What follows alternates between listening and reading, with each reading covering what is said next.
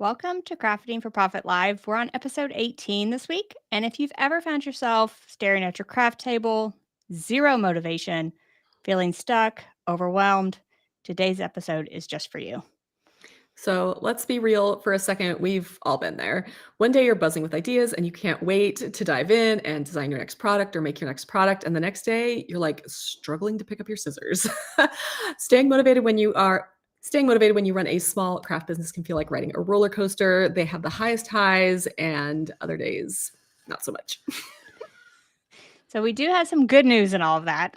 Motivation doesn't have to be so elusive. So, we're going to share our proven, simple, powerful ways to get your mojo back. So, when you're in that creative slump, listen to this episode because it's going to be reoccurring. And trust us, you'll want to stick around because some of these might be the exact boost that you need to get motivated right now. If you are watching us live on YouTube, you can ask questions live, but we will stay on topic as much as possible. We will answer all your motivation questions toward the end of this episode. Off topic questions can be submitted in the form that we have in the YouTube description and the podcast notes. All right, so we're going to dive into motivation strategies. Our first kind of group is rediscovering joy in your craft. And I do find this is one of the top ones for me. Me too. Um, Definitely find joy in the process, not just the outcome. Finding that thing that made you start crafting to begin with, because I feel like all of us start with a passion. We start this business, or even if you don't have a craft business, you start crafting because you're passionate about it, you love it. And going back to that and trying to find that joy back again is often where I sort of land when I am in that motivation slump. Yeah, I feel the same way. For sometimes I will basically turn off my kind of business mode and spend an hour or two, sometimes longer, sometimes less, just creating purely for fun. Like just something that I want to make for me, something that I had wanted to try for a while. I feel like sometimes we just continually, especially when we're running small businesses, we just make to make. And I'm like, you know what? There's a reason I'm doing this, and it's because it used to be fun. Why isn't it fun right now? And so I generally pick up something else just for me. And often you can set aside a day, once a month or once a quarter, whatever, and just experiment that day. Just go crazy and experiment. And sometimes I do this chopped style. So if you've ever watched Chopped on the Food Network, so I say these are the four things I have on hand, right? So I have these four things on hand. I'm not going to purchase anything to get out of the slump. These are four things that are in my craft room. I need to use all four of these in one project. What can I do? So often that sort of just sparks my creativity. And it doesn't matter if it turns out good or not. I just want to spark the creativity, bring the joy back, bring that motivation back.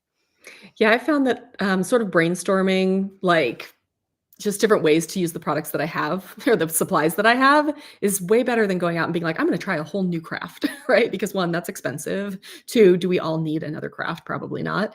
And so it's really just kind of digging in what you already have and trying to figure out, what you can do with it. And sometimes I see those cool crafts on Instagram or whatever, and you're like, I want to try that. But you can also flip the chop challenge in another way. Like, what can I make that same thing with what I have on hand instead of the kit they're using or the supplies they're using? Like, can I make it me and with what I have on hand or flip it to a Cricut craft, something like that? Yeah, I love that idea. All right, number two, and this one's probably one of the biggest for me, and we're calling it move your body and reset your mind. And this is something that I've really spent some time on, and I think I've talked about it in previous episodes, that I have stopped sitting all day. And that's hard when I'm running a business and I'm making a bunch of things and I just, kind of get into that mode. Or if I'm doing computer work, which I do a lot of, I can just sit for a long time. And so I have a timer to get up, and basically I call it move my bones. I was like, my boys will come in, they're like, Mom, have you moved your bones? I'm like, oh, I got to move my bones. So usually that's going for a walk. It's standing up, cleaning my craft room, running in, putting in a load of laundry, just stepping away for half a second to reset. I feel like that's really helpful for me. Even scheduling that time into your day, seriously set aside time. And mine is often in the middle of the day. Be sure to take a lunch break, first of all. Don't just stand there and eat, gobble down your lunch and then start working again. So take your lunch break, schedule that time in, schedule time to move, take a walk, even do something fun and relaxing. So for me, I often like read a little bit at lunch, or I might turn on a television show for a few minutes, and it just sort of helps my mind relax so I can get back to work and feel a little bit more motivated in the afternoon. Yeah, so our kind of first practical tip here would be to take a 10-minute walk, make sure you're standing up every 90 minutes. There are days when I will set my timer and stand up for 5 minutes every 15 minutes when I'm just feeling particularly sluggish. I'm like, "Okay, and that is a lot, right? I'm standing up for 5 minutes every 15 minutes, and I will just go walk around, I will clean up, I will just move my body, and I think that the physical act of moving my bones, is just a great reset because even though you can get into the flow while crafting, I think sometimes you also can get stuck, right? You're just staring at your supplies or you're staring at your computer or whatever it is, and you're just like, ugh. But if you get up, move around, come back, know that you only have to work for another 15 minutes, I feel like that's really motivating. I often look up on Amazon like 15-minute yoga workout, Yep. 10-minute yoga workout. There are tons of those that are very short. So if you only have 5, 10 minutes, you can find yoga workouts. Often the Amazon thing on our television is full of my Amazon workouts instead of actual programming. But yeah, you can definitely find ways to stretch. So just look up 15-minute stretching exercises on your Amazon account or even on YouTube, and you can find tons of those. And even if you spend 5 minutes doing it, you've moved your body. Yep. And then, like Angie said, schedule it in because sometimes we just won't do it. For me, I'm actually very lucky. So my family lives down the street. My parents live down the street. And I get a text almost every morning, "Hey, when are we walking today?" Which means that at some point, my mom and my dad are going to walk down the street and I'm going to go walk around the block with them. And that keeps them active because they're in their 70s and it keeps me active. And I just really like it because, like they're going on a trip leaving tomorrow actually for 3 weeks. And I'm like, who am I going to walk with? I'm going to have to actually schedule it in because I can't just sit at my desk and not move my bones enough. All right, so our next group is inspiring your creativity with music, podcasts, or audiobooks. Basically, listening to something that fuels your soul, whatever it is. It could be this podcast, it could be your podcast about your favorite book series, whatever it is that sort of fuels your soul. And it often elevates your mood and can also spark new ideas, new craft ideas. So, uplifting podcasts, inspiring stories are often really good. Audiobooks, I really like those. I also have a ton of playlists that I listen to, and you can definitely like I just go to Spotify sometimes and I'm like inspiring playlist or get moving playlist, cleaning playlist, something like that that just gets you moving and motivated to like move. I like a girl power playlist. Like I want some yelling by some women. And that's like really motivating for me. And sometimes, a lot of times I'll listen to business podcast or business audiobook, but sometimes I'm like, nope, I just want some fiction. I want to listen to some fantasy or sci-fi or something. And I find that that kind of pulls me into a different world. And when you're in a different world, there's different things. And I think that can help break up the monotony of making every day. And this can also go back to the move your bones one, I feel like, because I find that I move my bones a lot longer and I don't get bored doing my exercise routines if I just pop my audiobook on. I'll pop my audiobook on and I will walk just to finish a few chapters. So if I say to myself, I have to walk in order to listen to this book, I will walk longer just to finish a couple more chapters. Right, I'm like, I could do one more lap." Angie and I are both big audiobook listeners, so that's kind of, I think, where we head, but, I mean, music, obviously, people love music. Put on some Taylor Swift, do a little dance. There's also if you find it more calming, you could do something that's more calming when it comes to, what you're listening to. One of my favorite things to do is actually to go to YouTube and find no ad concentration music.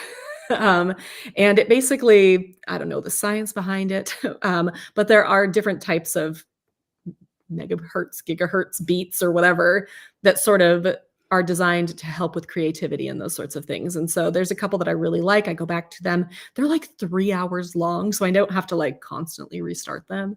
But that's another way to do it too. If you're not like, I don't want to, get up off my butt and dance. I just want to be relaxed and in the zone and being creative, then YouTube playlist is a good idea. I've heard this tip and I think it was from Nicole, but I've not tried it. But it was find music with a good beat that's in another language. And that way you won't lose your focus. So you can do that while you're working. And if you don't know the language, like your mind doesn't go to the song, but the uplifting beats, or if you like calming beats, sort of calm you or get you motivated without distracting you. Oh, that's a good idea. Yeah. My mom listens to, like, French pop music. I don't know how she found it, but sometimes I go over there, I'm like, "This is not in English," but she loves it, and I can totally understand why it's, like, fun and, but it's not quite as distracting as it could be if it was, like, something that you loved. Like, if you Yeah. put the Hamilton soundtrack on, apparently I'm just gonna rap for an hour. Yeah. And you don't have to pay attention. Like with the audiobook, I feel like I need to pay attention to it so I'll know what Right. happens is going to happen. But a song in another language, you don't even have to pay attention. Perfect. All right. Our next tip is to take a digital detox. So we just talked about like things that actually involve devices, but there is also something to be said for just stepping away from your screens, disconnecting from social media, disconnecting from email, just focusing on creating. This is one of the things that our business coach has really drilled into me too. It's like, okay, just go set your phone in another room. If I find myself getting distracted, especially, and I just, I'm like, oh, I just can't think of what I want to work on or blah, blah, blah. I'm just not motivated. I find myself, endless scroll, which then puts me into a spiral of, oh my God, look at all these amazing things somebody else is doing. And that's not healthy. So I will literally go set my phone inside the house and come back out to my studio just so I can have a few minutes of breathing space. Do not disturb on your phone. That's your friend. I also have a timer for my app, so they turn off at a certain time of the day, and I have to literally hit a button to be able to open the app, and that sort of makes me take a digital detox because I need some time every day where I'm winding down, not on social media, and I have to force myself to do that. Physically Yeah. force myself. Like you said, phone in another room. I have my apps where they just shut down I have my apps where they just shut down at a certain time. And that way if I'm on my phone, it's like, you have 5 more minutes. You're so judgy, phone, but also thanks. All right. So, if you guys have been listening to the podcast, if you're familiar with Crafting for Profit, you may have heard that right now we are actually right in the middle of an event that we are hosting right now. So, it is Crafting for Profit Camp Holiday Edition. Today is the first day. It is a 3-day event and it is live. And for the next 3 days, it's going to be free. So, if you're listening to the podcast, sorry, this is already going to be over by the time you listen to the podcast. However, if you want to hop on for Crafting for Profit Holiday Edition, it's today, tomorrow, and Saturday. We have 21 classes from 15 different speakers on a wide range of topics having to do with crafting for the holidays for your business. Then grab your free ticket. I can see that Angie has put the links there down at the bottom of the screen. It's scrolling as well as the QR code. So if you're joining us live on YouTube and you haven't grabbed a ticket, grab your ticket. You still have time to join us. Of course, if you listen to the podcast on Monday, this will be over. You will need all access pass to access it, but you still can join us. So it's craftingforprofitcamp.com. And I mean, any type of holiday sales, if you want to make more money around the holidays selling your crafts, craft fairs, holiday markets, Black Friday sales. We have tons of different content, tons of speakers, and events like this, I also feel like it ties back to finding your mojo and getting your motivation because watching classes like this and seeing other people and interacting in a group often motivates me. Like the next 3 days will motivate me as a speaker and a host. Yeah, it would definitely motivate me as a small business owner as well, where I'm like, okay, I'm going to watch Angie's class on Black Friday sale because I have historically failed at running a very good Black Friday sale. So I think that if you have any sort of ambitions to do anything for your business for the holidays, you should join us. All right. So our next motivation tip category is attend a craft fair or event. So find those community gatherings where they are selling crafts or making crafts. There's some local events where they make stuff here. You can often get fresh ideas, motivation just by attending these, walking around, seeing what's popular, maybe getting ideas of things you want to try to make. You can often get those at those type of events. I think it's so fun too. Every time I wander around a craft fair, I'm not necessarily being like, oh, I could make that, these sorts of things. It's more just like, oh my gosh, I hadn't thought that you could even do that with a laser, or wow, I didn't even realize that this is kind of trendy right now, and you just get these ideas. And when you allow yourself not to look at other booths as like your competition or something to copy, but instead just as inspiration, as wow, look at what we're doing as makers just in my community. It can be really powerful to kind of kick you in the pants. I often just use it for like, okay, everyone here has these cute ghosts on things. I want to put cute ghosts maybe on something entirely different, but the motivation is there of everything they make and just kind of seeing what's popular in the market and maybe even putting your spin on it. Yeah, I love that idea. I will often take my phone and just take notes in my notes app. My notes app is terrifying because I'm constantly like, "Oh yeah, let's do this. Let's do this. Oh, this is a great idea." You could also just have a physical paper journal, or you can, however you'd like to take notes. But I do feel like writing things down also, so that you can go back to and refer to them later, when you're not in that moment, is important as well. I often take pictures and I find myself scrolling back years ago to craft fairs I went to and thinking, I was really inspired by that whatever wooden flag. I was going to put my spin on it. And I will find myself like going back, digging those out and getting inspired.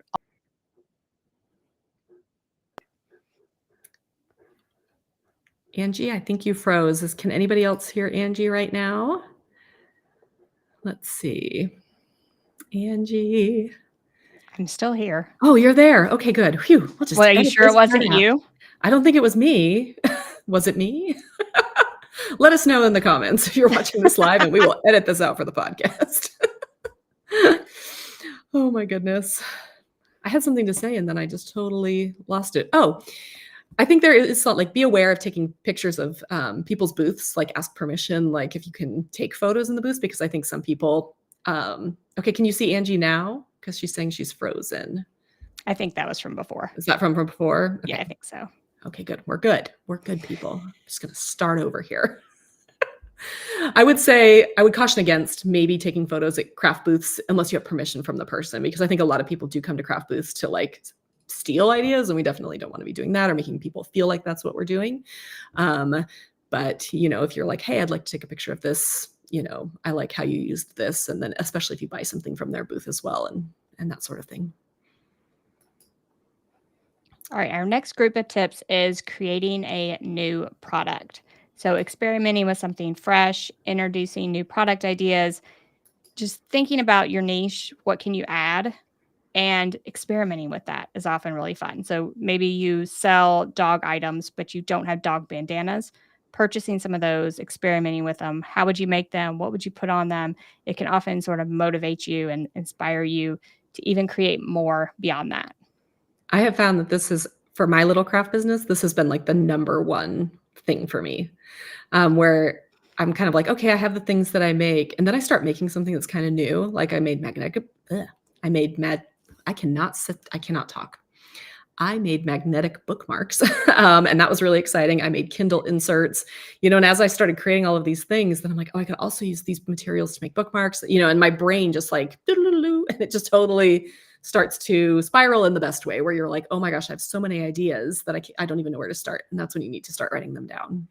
Yeah, it often sparks a completely different direction than you were even thinking. You thought you were going to make dog bandanas, and then you're like, oh no, I'm going to make something completely different. So it often sort of leads you down a path of motivation, but just starting out and just experimenting with things can at least get you on that path to being motivated and creating new things. And you never know where it's going to lead. And if you are doing shows regularly, or if you sell online, you can test out like maybe one new idea a month, right? I think sometimes we're like, wow, I have all these ideas. I'm going to try to get everything out there. But it's like, okay, no, let's just see how this one new product does, do a little push for it, make it a limited quantity, do a drop, that kind of thing. And when you do it that way, as opposed to just like flooding your audience with all of the new products, I feel like they're more likely to be like, oh my gosh, she only has 15 of these available. I'm going to snag one, versus, whoa, she's been busy. And you could also, if it sparks tons of new ideas, you could release them slowly instead of all at once, and maybe, one a month, even if all the motivation came over a weekend, you could hold those products and actually release them slowly over time. So hard to hold on to something that you're so excited about, but honestly, sometimes I think it's better not to, like, completely overwhelm your customer. Think about trends, think about what's hot right now, and just be like, "Okay, maybe this is the right thing to release right now, but we can wait until the spring for the next thing," that sort of thing. All right, next up, we are talking about building or joining a maker community. So we talk about this a lot. One of the main reasons we do this is because we think that small craft businesses are such a beautiful part of the community. And so when you connect with other crafters, you can find a lot of encouragement and inspiration. So you can do this a variety of ways. I think the easiest way is a Facebook group, like our Crafting for Profit Camp Facebook group if you've not joined that. So craftingforprofitcamp.com, get your free ticket to Crafting for Profit Camp, and you can join our Facebook group. And you can join it any time for free. We don't require that you actually join a camp. You can join a group. That's a great place to meet like-minded individuals that are all crafting for profit. You can also just search Facebook groups, right? So search local Facebook groups in your town, in your county. And there are often ones that are crafter groups, creative groups, artist groups are often very inspiring for me. So I just try to search local groups. And sometimes they even do meetups, which is even better because you can meet in person and not just online. We have entrepreneurial group for our small community, and there are a lot of crafters in that group, and that was really fun to get connected with. And then I would also say you can meet people at craft fairs. Yes, we can look at everybody there as a competition, or we could look at them as friends, which I think Angie and I are much more into the community over competition sort of piece of things. And so just walk up to somebody, find somebody who looks friendly, start up a conversation. It can be really hard. I mean, I have lived here in Washington for 4.5 years, and I would say that I only have a handful of friends. I'm making friends as an adult is way harder than it was as making friends as a kid, especially with the political thing and all like just everything happening. It's just much harder to make friends. So you do have to be very intentional. It's not like they're just going to show up at your door. So maybe it's the parents of other kids at your kid's school, or maybe it is a church group. Maybe it is, you join a meetup, those sorts of things. But you have to be intentional because friends are not just going to come to you. You have to go out and find them. It is so hard. It's so hard. And those crafting buddies can also be your accountability partners. If you've never heard of an accountability partner before, you need one. Basically, they're going to keep you accountable. You share your goals, and they keep you accountable to those goals. So you share your goals, you share your progress, you share, sometimes Corey and I share to-do lists, like this is what we want to get done today. And at the end of the day, where are each of us at? How much did you get done? Like what were the roadblocks to that? Just sort of those types of conversations often keep me motivated and just being accountable for the goals that I want to do and not getting sidetracked. I am the queen of going off on a tangent. I'm just going to be honest. So, not getting sidetracked on those goals and staying the course. I am exactly the same. I have found that when we do our little to-do lists in our group, that is highly motivating for me because I love a list. And I want to check it all off. And I want you guys to see that I checked it all off. And then I can be like, I checked it all off. And it just is like incredibly motivating for me to have that sort of public accountability, even if it's just the four of us in our little company group. But yeah, so if you can find somebody that you can work with and say, these are my goals. If you're motivated by checking off a list publicly is even better. 100%. All right, our next group of ideas is organizing or cleaning your craft space. And this is a very big motivation factor for me. I often do this if I am stuck. Just a refresh of my workspace, cleaning it up. Let's face it, we're crafters. It gets very, very messy. Mine gets extremely messy, boxes coming in for reviews, that type of thing. Just for me to clean it out, organize it, get rid of things I don't use. And what happens is I find things I don't remember I even have. And all of a sudden, the ideas just start flowing.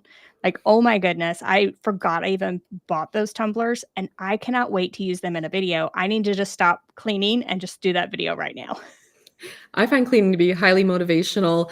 Like I said, I clean a lot, like while I'm just standing up and moving my bones. So I do that a lot. But if anybody watched my Dreambox video on Tuesday, and I did a little view of what the rest of my craft room looked like behind the camera, it was absolutely the hottest mess. And so I have a couple tips for actually making progress in cleaning, because sometimes, yes, you want to like find the cool stuff and that's awesome, but sometimes you're just like, I can't even function in here. Like I don't have space to craft because it's so messy.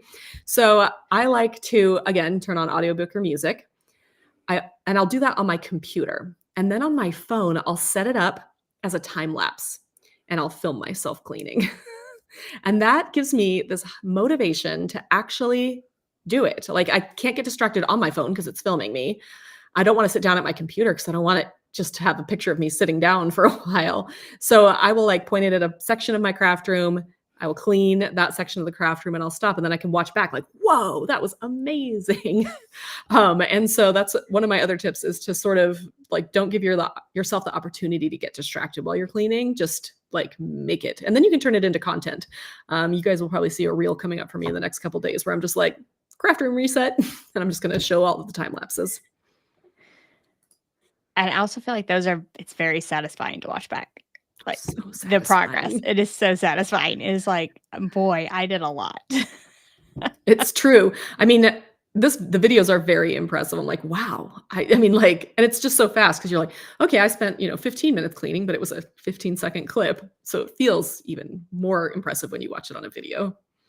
And I do feel like if you set aside 10, 15 minutes at the end of the day, I call it like a reset of my craft area, and just try to put everything away that's on my table. Like, don't get overwhelmed with it. Everything on the table, everything on the work surface, put it away.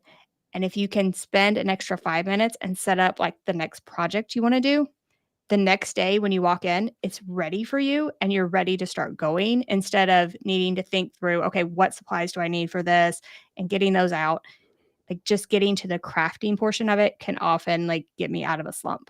Absolutely. I love when I've set stuff up for myself. I don't remember what I read, but it was basically like I'm helping out future Corey. Right? So, and I do this all the time in my own house too, but I feel like it's like, okay, future Corey would really appreciate if I did this right now. And then future Corey, when the time comes, I'm always like, oh, thank you, past self. That was amazing. I'm so glad you did that. Yes, I do And talk to myself. I feel like it's almost a mental hurdle, right? So you're like, I need to do this. Oh, but first I have to clean off my entire work table. And then I have to find the supplies. Where did those supplies go? I know I got them. I know the shipment's here. Let me go find the shipment. And then it's like 2 hours later and you're lost in your craft room. If you just like had cleared it off, gotten everything together the day before, your fresh start at the beginning of the day, I feel like. Yeah, I love that idea. All right. Our next tip is to create a mood board, which is kind of, part for your mental, thinking about your whole business as a whole, but also sometimes pretty pictures are just helpful for motivation. I think sometimes just taking the time to create something beautiful in the form of something like a mood board. And I mean, at this point, I'm saying like print out pictures, cut out pictures. You can make a Pinterest board, but it's not nearly as great as having like a cork board near your computer with inspirational quotes or photos of kind of the sorts of things you're working on or goals or those sorts of things. Super motivational.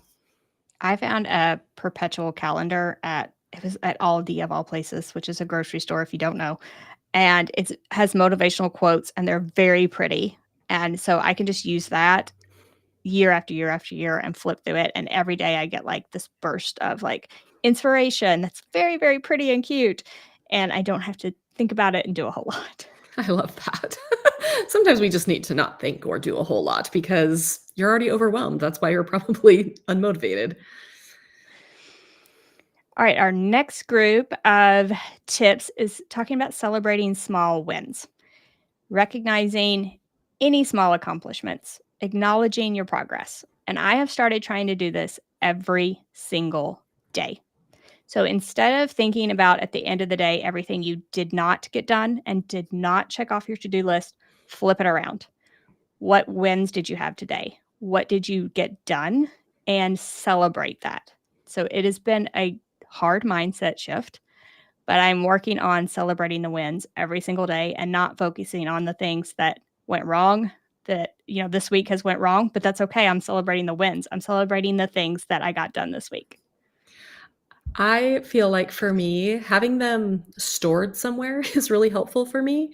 So maybe you can keep a small journal where you're just like your daily win, write it down, and then you can go back and read through them and say, okay, this is lovely.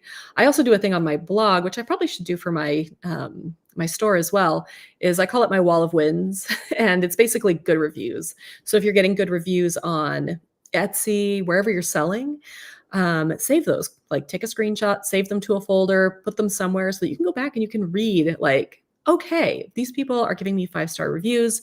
They were really happy with their products. All of these different things is really motivating, being like, okay, I can create more products for these people.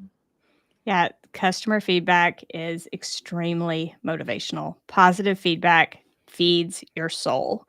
So be sure to celebrate those, read all that feedback, and take it to heart because you are doing a good job. There are people out there that are going to recognize it. So be sure to keep track of that so you can read it on those days when you're down and get a bad comment. If you get a bad comment, read 10 good ones. I mean, this is why we're constantly asking you guys to rate and review the podcast. Yes, it helps us get seen by other people, but also it's just a giant dopamine hit for us. And I mean, it's just nice to hear people say nice things about what you're doing. So I think that anytime you have that positive feedback that you can screenshot, put in a folder, take it out when you're just like feeling a little down or unmotivated, it's a great place to start. And then celebrate those big accomplishments with something a little bit bigger. And it doesn't have to be monetary. It can be monetary. Like, let's face it, if you want those new pair of shoes, it can be really good motivation to get some stuff done with your business, but it doesn't have to be monetary. An extra day off. So, 2 extra hours of reading time would be great for me. Extra time to work a puzzle would also be a great motivator for me. So, something that motivates you, think about that and then set a goal. So this week, I'm going to get these 3 things done and don't make it overwhelming. And at the end of the week, I'm going to set 2 hours aside and I am just going to sit and read in my favorite chair in the fall with my ghost blanket on. That sounds amazing. Let's That do might have that. been personal. It's personal for you, but it's also personal for me. All right. And then our final tip here is to revisit your why. So, your why is basically why you started your business. And you can think like, my why is to make more money. I mean, I think that's where we all think our why is, but like, why do you want to make more money? For me, it's so I can keep my boys in the school program that we have them in, or that I can, all these other things that we might want to do so that I can live the life I want to live. And so I think revisiting that why, revisiting like, okay, this is why I'm doing this. Even on these hard days when my brain just doesn't want to work, I feel like revisiting that original reason why you started your business can really be a good motivating thing. And I feel like we had a podcast episode on this, but really digging down into the why can be difficult. It might take you some time, but eventually this, what motivates me, what makes me happy within this business. Write that down. Be sure to keep going back to it because you tend to forget it over time. 2 years down the road, you will not remember the why that you set right, today. So be sure to keep going back to it, reminding yourself of why you're doing this.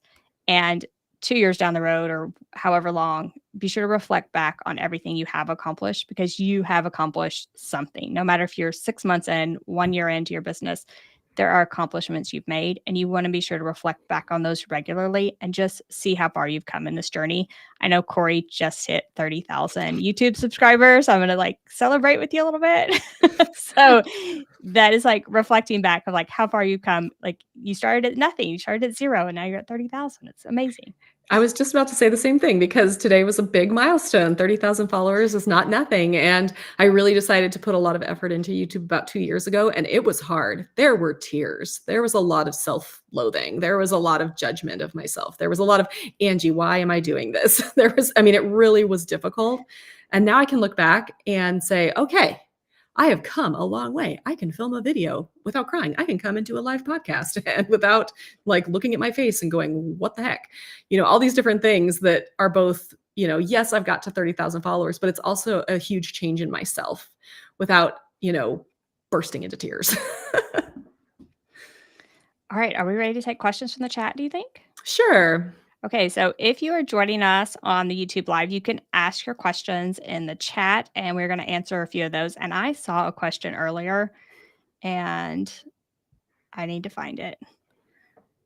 Oh boy, it was about what what was the a recent fiction book we've read that we liked? That's I why I did wanted to pull it up. not see that one.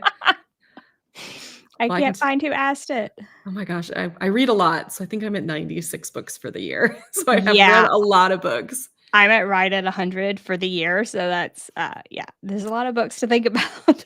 I think my favorite fiction book this year, which I feel like I'm having a very hard time getting anybody else to read it with me, is a book called The Will of the Many, which is science fiction. It is basically about a hierarchy-based society. The writing is so good. I enjoyed the crap out of it. And the next book doesn't come out until April, and I cannot wait until it comes out. There it is. And she did ask specifically for an audiobook recommendation. Did you listen to that one on I audio? did listen to it. It was really good on audio. Okay. I'm trying to think of one I am listening to Beneath the Whispering Door right now by TJ Klune, and very good on audio. So Very good. good. Yeah. He's a great reader. I've listened to, I think, all of TJ Klune's books on audio, and Under the Whispering Door is one of my favorites. It was so good. Yeah, it's very good on audio. So I would say that one on audio right now is probably top for me. Yeah. I just listened to his newest one, Somewhere Beyond the Sea, and it's the same narrator. So good. Yeah, I wanna listen to that one as well. I saw a question about working in a very tight space. Did you see that one? I did. I'm scrolling. It's from someone named Angie as well.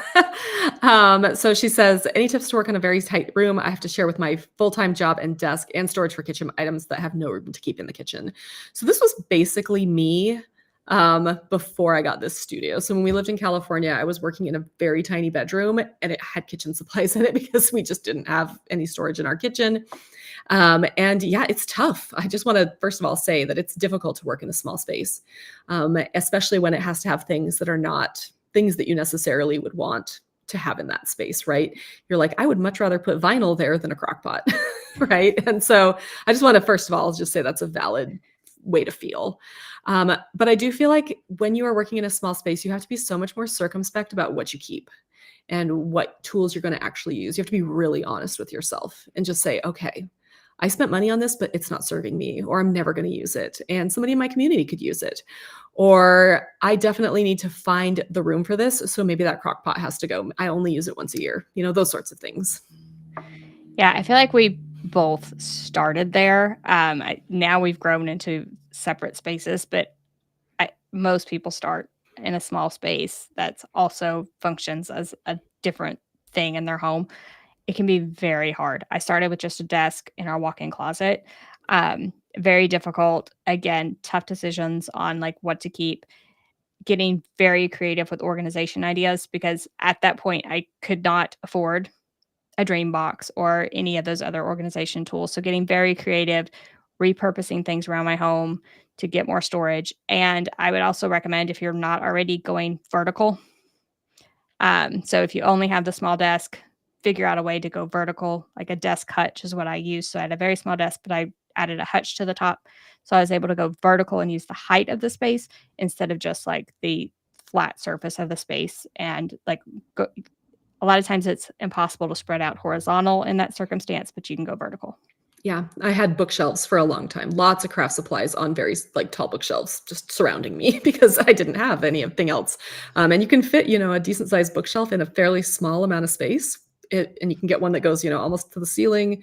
But yeah, it is difficult. I mean, we both started there, so we know from experience. There was a point where I was working from my dining room table when before I got married, and I would work on my dining room table, and then the set of drawers that should have held all sorts of kitchen stuff, I don't know what you call it, the sideboard in my kitchen. You'd open it up and there's just fabric in there. And oftentimes in that situation, if you can even look on Facebook Marketplace, things that fold out.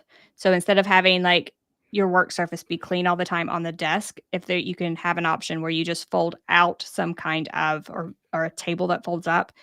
You fold out your work surface, clean your work surface off, you put it away, and you can use the work surface space on the desk for actual storage. Yeah. Somebody mentioned my pegboard back here. This is another way to go vertical. I think a lot of people, I'm not going to name names about influencers, but I do feel like a lot of influencers like, I have just a rainbow of things behind me because it's cute. No, this is all practical. There's very little on this wall that is just hanging there because it's cute. I use all the washi tape, all the paint, all the scissors. Like I've got so many pairs of scissors up here. All of those have different purpose and I use them all. And I do feel like I had a smaller pegboard version of this in our small house before we moved here. It was a 4x4 or 2x2 to make 4. And then I added 2 more when we moved in. And I kept thinking I could probably fit a full dream box back here, but this is better. This is better for me because I also craft on this table that I'm sitting at and I can just grab a weeding hook or I can grab a bottle of paint or whatever I need. And it's just really, really practical. Okay, I like this question right here. What about the days where you just want to throw your Cricut out the window? Some days everything goes bad, and we Angie feel is ya. having a day like that today. I'm She having a week. yes, so she signed on this morning or before this thing, and she was like, "I am not gonna get it done." It's just not going to happen. So I would say the first thing I do is I just accept it. It's not going to happen today. Like it's just not going to happen. I've accepted it. If I go into it tomorrow with a better attitude, things are going to go better. That's just the way it works for me. So right now, I'm just going to accept that what I'm working on today is not going to happen today because it's just been one thing after another, just not going to get it done. So I'm just going to put it away and I'm going to start fresh again tomorrow. And whatever that looks like for you. So maybe that means that I do computer work this afternoon instead of the craft that I was working on. I can come off, do computer work, and actually get something done. And then tomorrow, jump into the craft with fresh eyes. And often, if I do it with fresh eyes, my Cricut machine's acting up. But I look at it with fresh eyes tomorrow, all of a sudden, I'm like, oh gosh, I just needed to attach the 2 things together. What was I thinking yesterday? So Or sometimes the oftentimes, it's just like fresh glitch eyes. yeah, Yeah. or sometimes the glitch has reworked itself. For me, I feel like it's a lot of times if I'm having internet connectivity issues, just because we, like, have a mesh system, I don't know, ask my husband, to get the internet over here, and there are just some days where it's like, "No, I don't want to." So, those days, I can almost guarantee the next day is gonna be better, but I just have to, like, chalk it up to being like, "Okay, this is not a machine day. I have to go do something else." And I think having a flexible schedule allows for that. And that's very hard if you're working full time and you can only work in the evenings, or if you have little kids and you're working during nap time. I mean, I remember that if I would hit a frustrating something or other while my boys were napping when they were little, it was so hard. I would lose my mind. I mean, it was a big spiraling thing for me because I'm like, I have 1 hour. I have 1 hour to get things done. And then I would spend that time spinning my wheels. Ugh, so rough. But yeah, so I do feel like, depending on your circumstances, it can be harder or easier. I think because of the way that Angie and I now have our businesses, it's a little bit easier for us to pivot. There is always something different that I can do. um, but yeah, if you're like, oh no, I have to get this done for a craft fair tomorrow, it's a little harder. Yeah, it can be devastating. So if you had to get it done, like there's not a choice, I would still take 10, 15 minutes and take a break. Stretch, go walk, do something, clear your head, and then come back. That way, maybe you'll still have those fresh eyes. It maybe not be the overnight fresh eyes, but at least be a little bit fresher. Some of the frustration lets out. Hopefully, like maybe turn on that girl playlist and just rock out for 5 minutes, just something to get it off your mind for a few minutes, then come back to it. And that often kind of helps clear the slate a little bit. I feel like it's the same thing when you have computer problems and people are like, "Have you restarted it yet?" Try restarting yourself. Like, you just need to hit that reset button and be like, "Okay, I'm walking away for a few minutes." A lot of times I will go chat with my kids. I will take a walk outside. I'll grab a snack. I'll go do a load of laundry. I will just, like, step away and basically restart my brain and be like, "Okay." And then if your Cricut is really frustrating you, I mean, we understand. um, but I think sometimes it's good to like restart everything technical in your office as well or in your studio. So restart the internet, restart your computer, restart your Cricut, all of those things as well. If it's a technical problem, I think at some point you're just like, I got to shut it down. Just start over. All right, I'm going to pull this one up as well. Did you ever have to balance working a job and doing crafts? And you covered that a little bit, but I thought we'd cover it both as a question. Yeah, absolutely. I actually started blogging 20 years ago this month, which is just insane. And I quit my job in 2013, so actually quit it 11 years ago. So I've been doing this full time for 11 years. So it's been a long time since I've had to both work and run my business. But yeah, I did it for a long time. I did it in the off hours. I did it in any time, any margins I could make. I was lucky enough that I didn't have the overlap of a job and kids and full-time and crafting.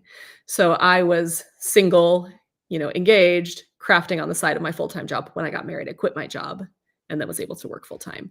So I think if depending on how many things you're juggling, it can get harder or easier. Yeah, so I did all the things all at once. So I was working full time as an engineer, had fairly small children, and started this business all at the same time. So yes, absolutely, I've had to balance, and a lot of it. I mean, I feel like we've covered it in the podcast before, but at that point, a lot of it is like working late nights. I would work very late at night, all night long, like while they were sleeping, very early mornings before anyone got up. So a lot of just times I could chunk out here and there and concentrate on the business portion. So I didn't quit my job until 2016. So I did, and I started my blog in 2010. So I did that for like 6 years of just kind of pulling out chunks of time wherever I can. And that's why I say when those devastating days happen, they are extremely devastating when you are working at 4:30 in the morning and you can't get anything to work. I'm having like almost a PTSD flashback thinking about like the days when I couldn't get anything done during a nap time.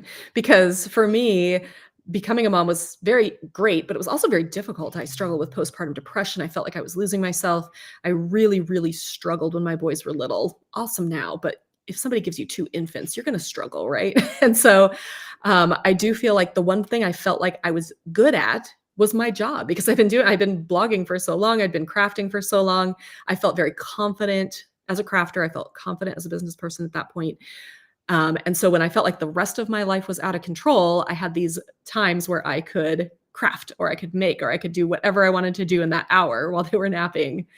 And if it didn't go right, oh, it was not pretty.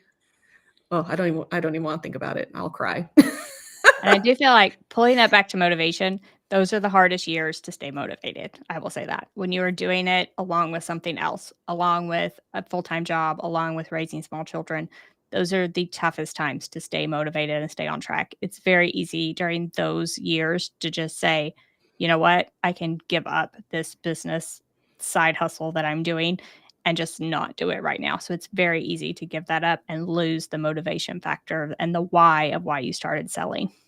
I will also say, being a full-time caregiver to elderly parents or somebody with a disability, all of these things impact how much you have to give, how full your cup is, and you can only pour so much out of your cup before it's empty. And so you have what you have. And I talked about this in a recent video where I think it's really important for us to write down sort of the disadvantages and the advantages that we have as a person. As what is are the circumstances in my life that make it advantageous for me to run this business, and the things that I'm working against. So for me, working against me is the fact that I have fibromyalgia, and right now my back is killing me.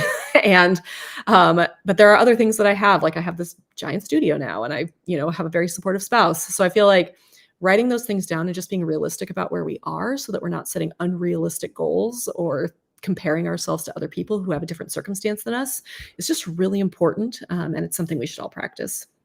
Yeah, it's very easy to compare yourself to that person that is doing this full time as their job and does not have another job to go to, does not have small children at home. It's very easy to compare yourself to that person when you just need to compare yourself to you. You are doing the best job that you can at this time. And yes, you're going to do all you can to stay motivated and stay on track, but you only have so much to give, I feel like. So you also have to take that into account. All right, before we wrap up, let's talk about our episode in two. Did we lose Angie again? Shoot. Did I talk over her? Are we good? Nope, keep going. Okay, I'm gonna start over. Before we wrap up, let's talk about our episode in 2 weeks. We'll be joined by Tisa Jackson, who has her own small crafting business at This Is Tisa. We are going to be talking about packaging and shipping, from choosing the best packaging materials to saving on shipping costs. Tisa will be sharing her insider knowledge to help you choose the right shipping options for your products and elevate your customers' unboxing experience. So make sure to tune in for that. And if you want to keep supporting the show, take a moment, rate and review the podcast on your favorite platform. Again, it's for our dopamine. And of course, it helps the podcast as well. Every review helps us get discovered by more amazing crafters. And if you like this episode, you have a friend that needs some motivation with their crafting, text this episode to them right now and tell them to listen or watch. And then make that person your accountability buddy. And we'll see you in 2 weeks.